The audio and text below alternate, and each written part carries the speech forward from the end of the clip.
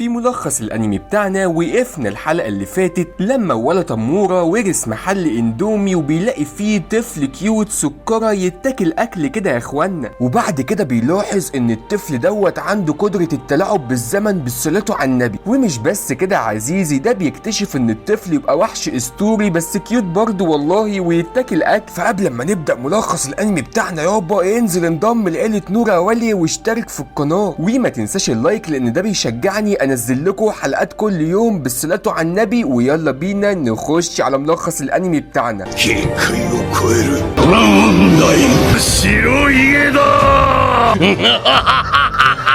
ライオン真のエスカノール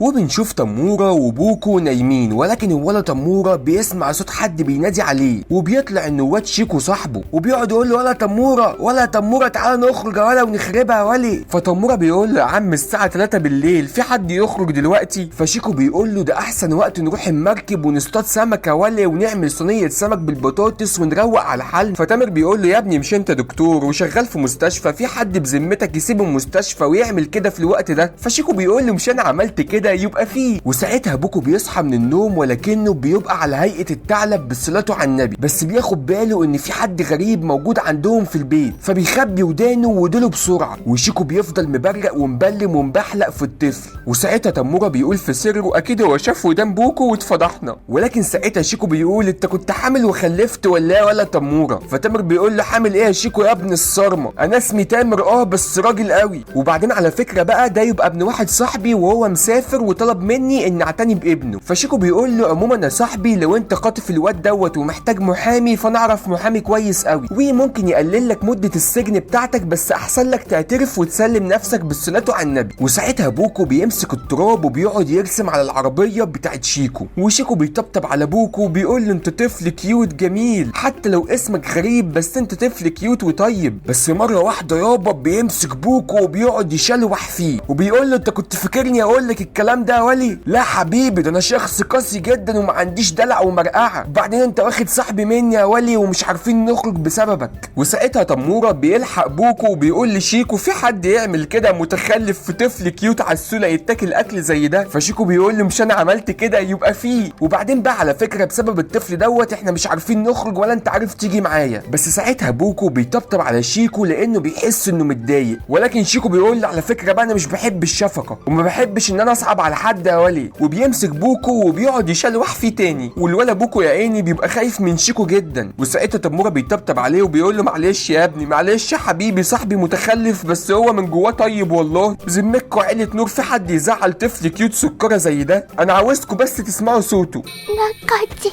سونا نكاتي إنه لذيذ ويؤكل بالملعقة. وساعتها يابا بيقرروا يصطادوا وهم واقفين على الشط طالما مش هيعرفوا يطلعوا رحلة صيد بالمركب بالصلاة على النبي. وساعتها بوكو بيكون رايح يرسم على العربية بتاعت ولا شيكو، ولكن شيكو بيمسكه وبيقول له لو جيت ناحية العربية تاني هعمل من وشك الكيوت اللي زي القمر دوت ممسحة يا ولي، كله للعربية ولا بوكو، فاهم ولا مش فاهم؟ حسبي الله ونعم الوكيل فيك يا شيكو، دايما كسر بخاطر الولا. وشيكو وهو ماشي بيلاحظ ان بوكو وتمورة شكلهم زي الاب وابنه بالظبط.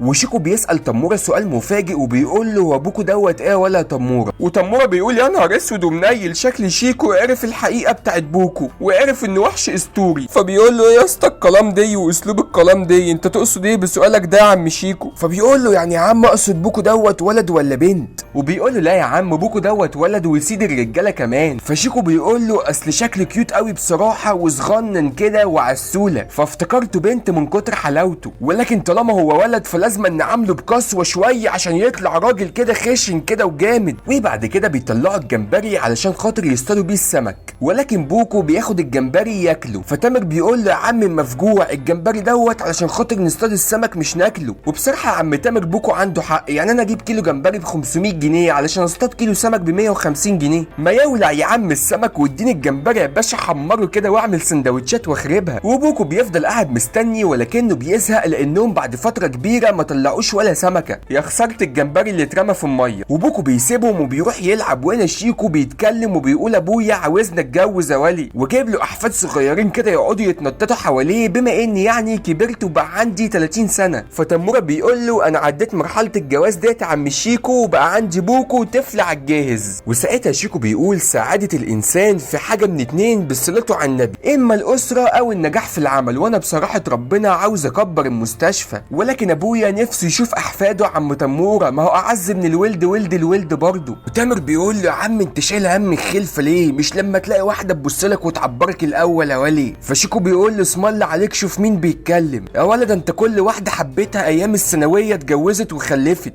وصوتهم بيعلى وشكلهم هيتخانقوا، فبوكو بيلاحظ ده وبيحاول يهدي شيكو وبيقول له بص يا عم شيكو انا اصطدت ايه، ولكن شيكو بيزعق له وبيقول له اخرس انت ولا ما تتدخلش في كلام الكبار. انا مش عارف بصراحه ربنا شيكو بيعامل ولا بوكو كده ليه؟ حسب الله ونعم الوكيل فيك يا شيكو، يا رب ما تلاقي واحده تبص لك يا جدع. ولكن مره واحده صديقي السناره بتغمز وبتكون هتقع، ولكن ولا بوكو بيلحقها، شطوره ولا بوكو. وشيكو بيمسك معاه وبيقول له انت راجل يا ولا بوكو، احنا لازم نصطاد السمكه ديت وما تضيعش مننا يا ولي. وبيتحدوا سوا وبالفعل بيقدروا يطلعوها، وبيطلع انه مش سمكه عاديه، ده بيطلع اخطبوط كبير بصلته على النبي. وبيروحوا وبيبقوا مبسوطين جدا. وتامر بيقول المكان دوت رجع لي ذكريات لما اصطادنا فيه واحنا صغيرين ولا شيكو. وشيكو بيكون مش معاه وبيكون قاعد يخوف بوكو بالاخطبوط، يا رب ايدك تتشل يا شيكو. وبيروح البيت وبيناموا، ولكن بتيجي واحده غريبه وبتلمس بوكو وبيكون خايف منها جدا وبيقعد يعيط ويحضن في تموره وبيقول له الحقني يا تموره، الحقني من الست الغريبه دي، شكلها عايزه تاكلني ولا ايه. وبنعرف ان ديت اخت تموره واسمها رينو. وشيكو بيقول لها سرعتي وده الله يخرب بيتك يا وليه، فبتقول له اخرس انت ولا، وبتديله الضربه الشديده في الحته البعيده. والولا شيكو بيقول له ربنا ما هسيبك وربنا اللي اجيب حقي، ربنا يهد بمفتري يا شيخه منك لله. والبنت ديت بتبص لبوكو وبتقول له انا اسمي رينو وانا باخت تموره الكبيره يا ولي، انت اسمك ايه بقى؟ واضح ان بوكو بيكون لسه خايف منها ولكنه بيقول لها انا اسمي بوكو. وساعتها تموره بيقول لها ده ابن واحد صاحبي وهو مسافر وطلب مني اني اعتني بابنه. بس ساعتها رينو بتقول له انا مش مصدقاك يا ولي. وبوكو من كتر الخوف بيخش يستخبى جوه هدوم الواد تموره. حد يخوف الطفل الكيوت العسل ده بذمتكم؟ ما تيجي تستخبى عندي انا يا بوكو. وتامر بياخد بوكو عشان يغير له هدومه، ولكنه بيكون بيفكر بعد لما يبيع البيت ويمشي بوكو هيروح فين وهياكل ايه ومين هيعتني بيه. وبيخلص لبس بوكو ولكن بيلاقي ودانه ودوله بيظهروا. فتامر بيقول له فاكر الوعد اللي احنا قلناه سوا وان محدش يشوف هيئتك الحقيقيه خالص؟ فبوكو بيقول له وبيرجع تاني لشكله البشري. ولما بينزلوا بيلاقوا بيت رينو روقت البيت وخلته اخر حلاوه. فبتقول له انت عارف ولا تموره انت ما عندكش دم وربنا عشان عاوز تبيع بيت ابونا يا ولي. وبيروحوا يخرجوا ويتفسحوا ورينو بتشتري لبوكو قبعه، والولا بوكو بيبقى فرحان بيها قوي. وبعد كده بيروحوا معبد حيوانات التونكي الاسطوريه، وبيبقى مكتوب ان التونكي متشكل ليه قوه خاصه وهو نادر جدا. وساعتها تموره بيقول معقوله يا ولي يا بوكو انت تبقى ابن احد حكام التونكي؟ شكلك كده يا بوكو ليك مكانه واهميه جامده جدا في عالم الوحوش بصلته على النبي. وساعتها بوكو بيبتسم ليه بكل براءه، وبيقعدوا يلعبوا يوجا وتامل وبيخربوا الدنيا. والناس الموجودين كلهم بيقعدوا يقولوا الطفل ده كيوت جدا. وبوكو بيكون فرحان قوي من كلامهم ولكنه مكسوف وخدوده محمره في نفس الوقت.